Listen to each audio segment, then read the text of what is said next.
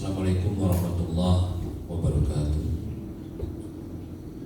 Alhamdulillah, puji Tuhan bahwa kita pada pagi menjelang siang ini kita dapat menyelenggarakan acara yang diinisiasi oleh ALSA, Asian Law Student Association, ALSA, dan kami dari Kejaksaan Tinggi Bali sangat mengapresiasi atas kegiatan ini.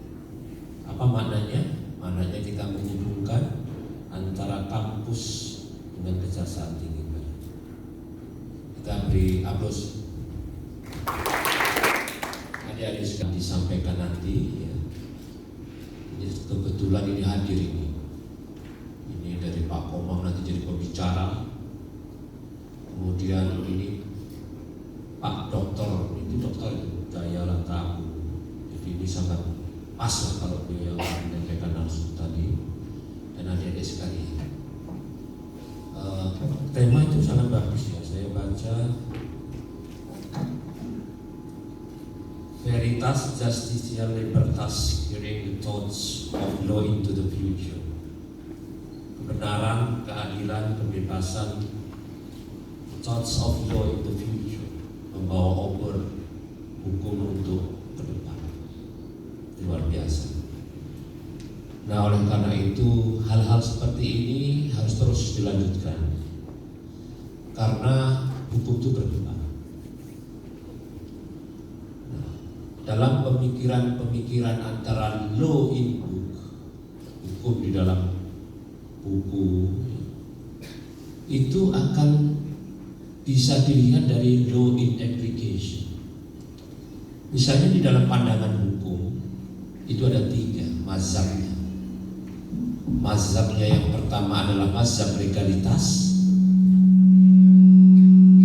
dan hukum.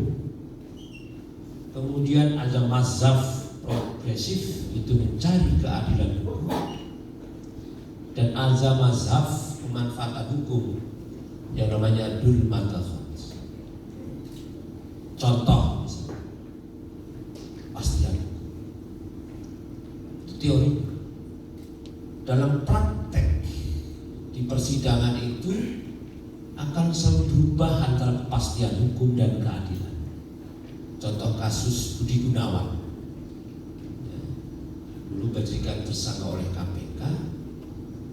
Di dalam pasal 77 KUHP tentang pra-peradilan.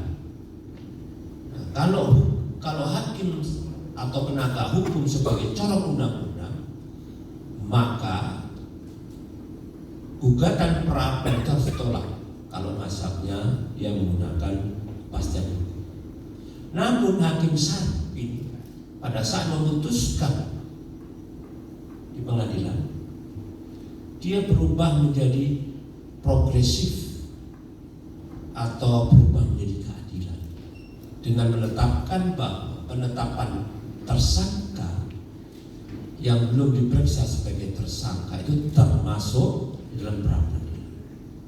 Oleh karena itu adik-adik nggak salah kalau mengundang praktisi hukum. Jadi di lapangan nanti akan berbeda.